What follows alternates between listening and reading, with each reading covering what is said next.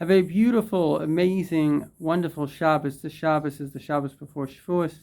Shavuos, of course, is when we got Matan Torah, when we got the giving of the Torah, which transformed us. As Saadia Gaon says, Ein umazu ela b'Torah. We are a nation only through the Torah. Let us really understand, many times Jewish people throughout history, being kind of a minority, had almost an obsessive complex with needing to be like the majority. Nowhere in Jewish history has this ever served the Jew. Even now, we could have never imagined this, but in America, the tide of the quote-unquote intellectualism and intellectuals have turned against the Jews, reminiscent of Nazi Germany when Jews thought they were just as German as the Germans. Turns out that it is the Torah, both for Jews and Gentiles. It's the message that God is one, that we are part of the one, and we're here to fulfill the oneness.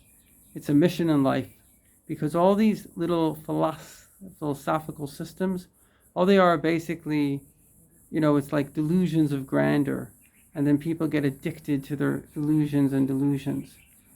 But in truth, we're all part of God. We all have a part in God's plan, and that's the only story that exists. Let's do a little Shabbos meditation to welcome the Shabbos.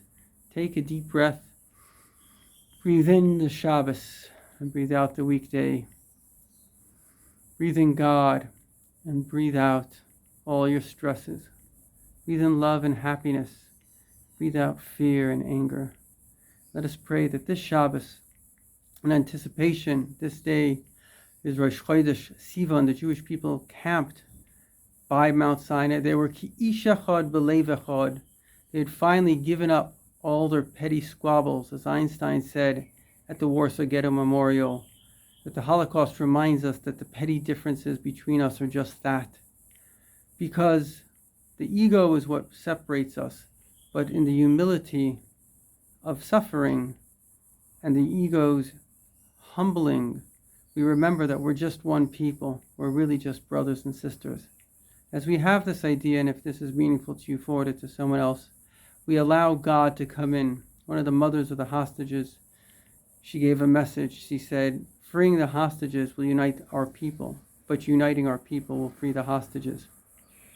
Was there any ability that all the insanity of the protests from quasi-intellectuals was the cause of division?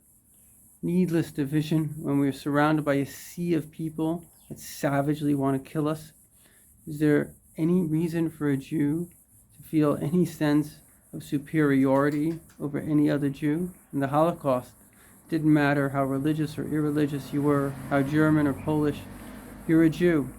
And the reason there's anti-Semitism, Einstein himself said the Germans weren't against the Jews, that the Jews come from a race, because Jews come from all races. They were against us only for one reason, because all Jews contain goodness in our hearts, and the German, at least Hitler, which he clearly said wanted evil.